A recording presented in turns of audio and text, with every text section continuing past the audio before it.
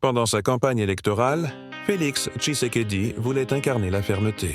Il disait que si une seule escarmouche des rebelles rwandais touchait le Congo, il déclarerait la guerre au Rwanda. Mais aujourd'hui, la réalité est bien différente. Les attaques du M23 continuent de déstabiliser l'est du pays, des civils meurent, des villes tombent, et Tshisekedi parle désormais de diplomatie. Il affirme aujourd'hui qu'il n'a jamais dit ça, qu'il veut éviter une guerre, qu'il préfère le dialogue. Mais entre les paroles de campagne et la réalité du pouvoir, le fossé est immense. Et c'est là tout le problème du Congo. Un manque de leadership fort, un pays immense, riche, puissant, mais dirigé par des hommes qui hésitent quand il faut agir. Parce que pendant que Kinshasa parle de paix, le Rwanda agit.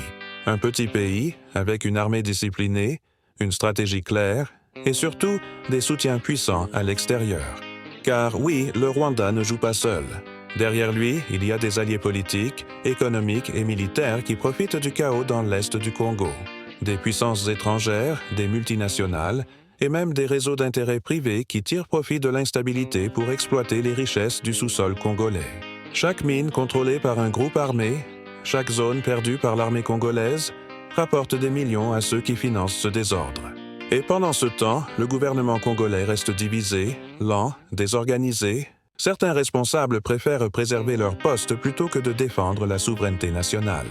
Comment un pays aussi vaste que le Congo peut-il se laisser déstabiliser éternellement par un voisin aussi petit que le Rwanda? La réponse tient en un mot, leadership. Le Rwanda, c'est la stratégie. Le Congo, c'est la confusion. Et tant que cette équation ne changera pas, le rapport de force restera le même. Le Congo a besoin d'un leadership courageux, d'une vision claire et d'une unité nationale forte. Parce que la diplomatie ne suffit pas quand on perd son territoire, sa dignité et son influence.